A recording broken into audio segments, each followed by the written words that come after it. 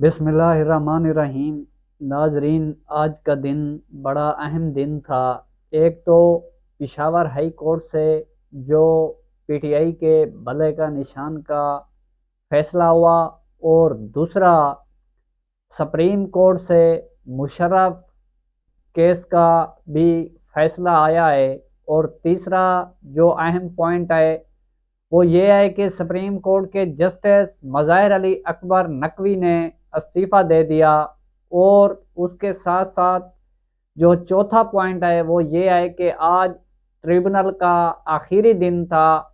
10 जनवरी तक ट्रिब्यूनल ने तमाम जो आरओ और डीआरओ की तरफ से कागजात नामजदगी मुस्तरद की गई थी, उनके ऊपर आज ट्रिब्यूनल ने जो समातें करनी थी उनका आज लास्ट दिन था। उसके साथ आज इमरान खान के कागजात नामजदगी जो थी वो भी मुस्तरद कर दी गई है। साथ चौधरी परवेज़ इलाही और हमाद अजहर के भी कागजात नामजदगी जो हैं वो मुस्तरद किए गए हैं। साथ शाह महमूद कुरैशी के भी हुए हैं और फवाद चौधरी के भी हुए हैं। जो अभी 3 रुकनी बेंच जो एपलेट कायम किया गया है, वहाँ पर जो अजहर सदीक एडवोकेट थे वो इमरान खान की जो दरख्वास्त हैं वो दायर करने जा रहे थे। उससे पहले मैं आपको ये बताऊं कि पिशावर हाई कोर्ट ने अपने तहरीरी फैसले के अंदर 3 पॉइंट ऐड किए हैं। ये 3 पॉइंट वो हैं जो तहरीक इंसाफ कहती है कि इन 3 पॉइंटों के ऊपर जो इलेक्शन कमीशन है वो भले के निशान के ऊपर जो है वो फैसला नहीं कर सकता।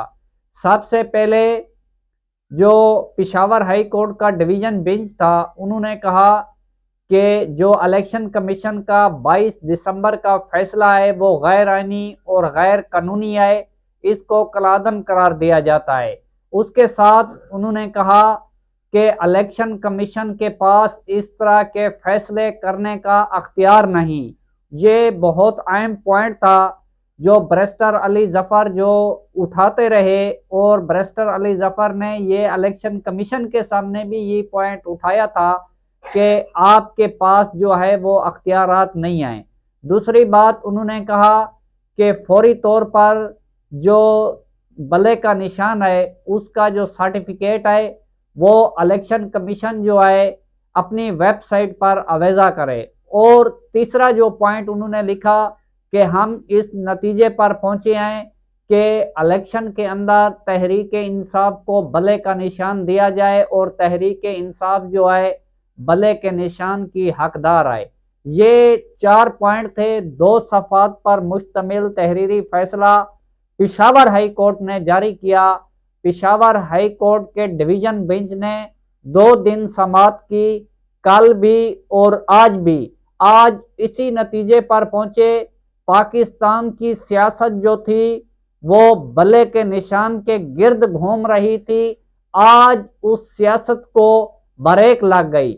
और ये वो फैसला है कि जो तमाम पार्टियां भले के निशान से खौफ ज़दा थी, आज उनके खौफ की अलामत जो है वो दोबारा बहाल हो गई है।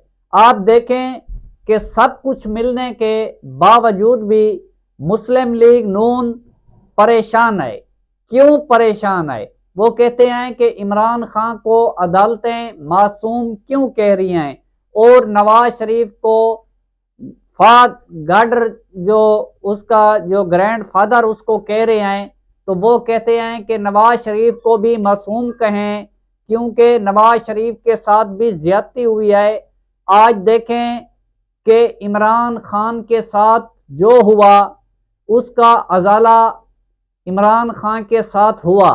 आज आप देखें कि इमरान खान ने बहुत अहम पॉइंट जो है वो आज वाज़े कर दिया। उन्होंने अपनी बहनों के ज़रिए अडियाला जेल से कौम की तरफ ये पैगाम भेजा। उन्होंने कहा कि जब रजीम चेंज ऑपरेशन हुआ, रजीम चेंज ऑपरेशन के फौरी बाद हमने 25 मई 2022 को जो एहतजाज किया था, जो लॉन्ग मार्च इस्लामाबाद की तरफ किया था, उस वक्त जनरल बाजवे ने मुझे اور شاہ محمود قریشی کو بلا کر یہ آفر دی تھی کہ آپ جو ہیں اس رجیم چینج آپریشن کے خلاف احتجاج نہ کریں، آپ کو نیکسٹ الیکشن کے اندر 2/3 اکثریت دی جائے گی۔ اگر آپ ان تمام باتوں سے باز نہ آئے تو پھر جو ہے آپ کی پارٹی کو 30 نشستوں تک محدود کر دیا جائے گا۔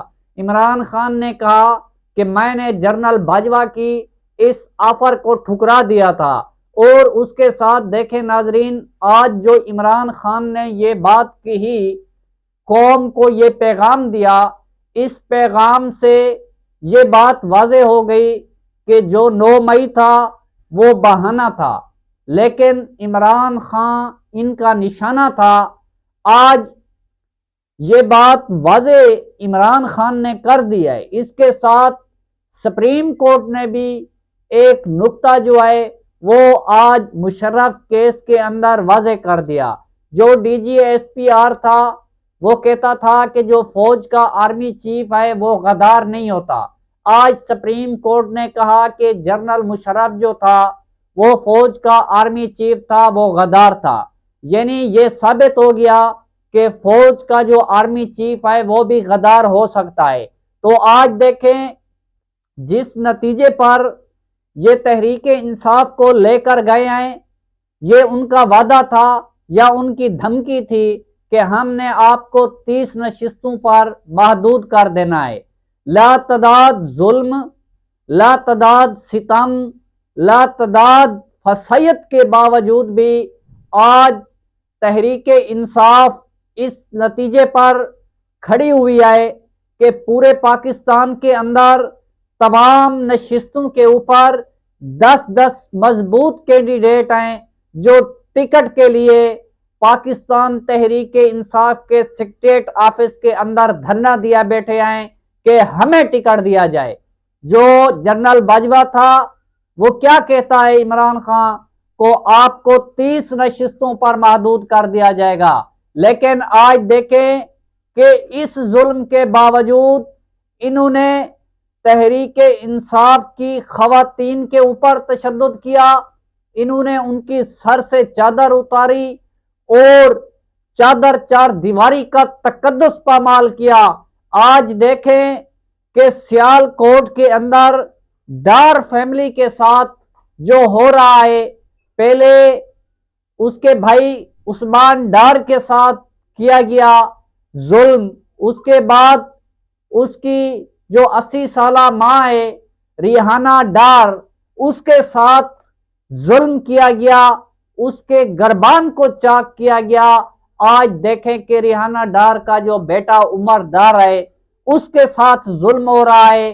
یہ ظلم کی ایک نشانی ہے جو خواجہ آصف صاحب آپ مظاہر علی اکبر نقوی کی رسیدیں تو شیئر کر رہے ہیں، جو ظلم آپ اپنے حلقے کے اندر ایک خواتین کے اوپر کر رہے ہیں تو اس کی جو نشاندہی ہے وہ کیوں نہیں کرتے آپ؟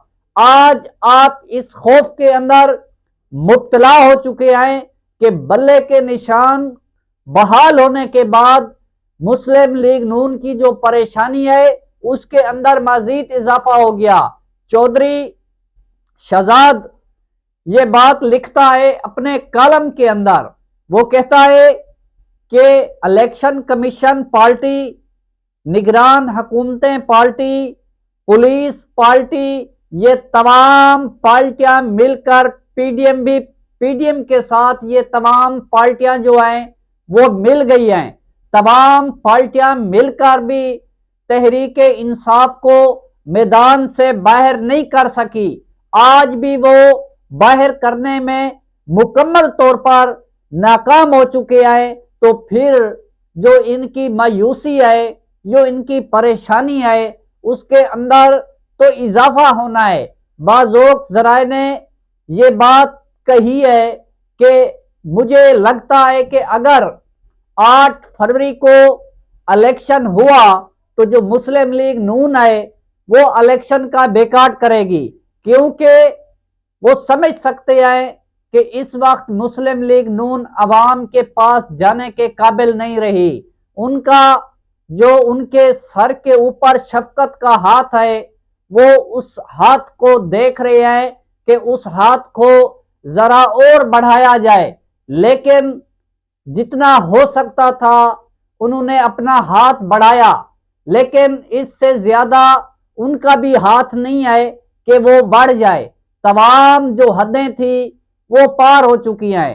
جو سپریم کورٹ کے جسٹس یحییٰ آفریدی ہیں، وہ ملٹری ٹرائل کے فیصلے کے اندر جو اختلافی نوٹ لکھا، اس نوٹ کے اندر وہ لکھتے ہیں کہ میں سمجھتا ہوں کہ 9 اور 10 مئی کو جو واقعات ہوئے، انہوں نے کہا کہ وہ جو یہ کہتے ہیں تنصیبات پر حملہ کیا گیا، تو انہوں نے کہا کہ فوجی تنصیبات کے اوپر حملہ نہیں کیا گیا اور نہ ہی ان کو نقصان پہنچایا گیا۔ ان کا اگر ٹرائل چلانا ہے تو وہ سول عدالتوں کے اندر چلایا جائے، ملٹری ٹرائل کے اندر نہیں چلایا جا سکتا، کیونکہ ان کا جو فوجی تنصیبات کے اوپر کوئی شہداء موجود نہیں ہیں۔ لیکن جو 5 ججز ہیں وہ کہتے ہیں کہ نہیں، کہ بھئی ان کا جو ملٹری جو سیولین کا ٹرائل ہے وہ ملٹری عدالتوں کے اندر چلایا جائے۔ آپ دیکھیں کہ ابھی صدیق جان کہتا ہے کہ کچھ افسر بیوروکریٹس کی طرف سے جو ہیں انہوں نے ملک چھوڑ دیا ہے، اور کچھ کے جو بیگ ہیں وہ ریڈی پڑے ہیں۔ جو ہی جو بلے کے نشان کی بحالی کا فیصلہ ہوا تو انہوں نے اپنے بیگ پیک کر لیے۔ جنہوں نے 9 مئی کو تحریک انصاف کے اوپر تشدد کیا، آج وہ اپنے تشدد کے نتیجے کے اندر یہ جو ملک ہے وہ چھوڑنے پر تیار ہو گئے، کیونکہ ان کو پتا ہے کہ ہم نے تو ظلم کیا ہے، اس کا جو سزا ہے وہ تو ہمیں ملے گی۔ آج تحریک انصاف کو اس الیکشن کے اندر شکست دینے کے لیے تمام قوتیں جو ہیں وہ مکمل طور پر ناکام ہو چکی ہیں، اور عوام نے جو فیصلہ کیا ہے اسی فیصلے کی روشنی کے اندر آج یہ جو ظلم کا بدلہ ہے وہ 8 فروری کو ووٹ سے لیا جائے گا، جس کے لیے اب میدان سے یہ بھاگ رہے ہیں۔ اس کے ساتھ ساتھ یہ ظلم کی داستان ہے کہ جسٹس مظاہر علی اکبر نقوی وہ قابل اور ایماندار جج ہیں جنہوں نے ہائی کورٹ کے اندر بھی اپنی خدمات انجام دی، اور سپریم کورٹ کے اندر بھی انہوں نے اپنی خدمات انجام دی۔ آج وہ چیف جسٹس قاضی فائز عیسیٰ جو ان کے خلاف کارروائی کر رہا ہے، جو جوڈیشل کونسل کے اندر ان کے خلاف شکایتیں درج کی، کچھ لوگ اس بات پر تنقید کر رہے ہیں کہ جو جسٹس مظاہر علی اکبر نقوی ہے ان کو استعفیٰ نہیں دینا چاہیے تھا۔ انہوں نے استعفیٰ بالکل ٹھیک دیا، اور انہوں نے اپنی عزت کا خیال کیا۔ یہ جو فائز عیسیٰ ہے یہ ان کے ساتھ تو کارروائی ہوئی تھی، یہ چیخ رہا تھا، لیکن اس نے مظاہر علی اکبر نقوی کے خلاف جو گھیرا تھا وہ تنگ کر دیا تھا۔ یہ مافیا کا ایک گروہ ہے جو مسلم لیگ نون کا ایک کارکن ہے۔ اس نے اپنے محبوب قائد نواز شریف کی تاحیات نااہلی کرنے کے لیے آئین اور قانون کو دفن کر دیا۔ بلوچستان ہائی کورٹ لکھتی ہے اپنے فیصلے کے اندر تاحیات نااہلی کا جو فیصلہ ہے اس کو ختم نہیں کیا جا سکتا، اور اس کے ساتھ جو جسٹس یحییٰ آفریدی ہیں انہوں نے بھی وہاں پر نوٹ لکھا، اور لیکن قاضی صاحب جو ہیں انہوں نے اپنے محبوب قائد کو بحال کیا۔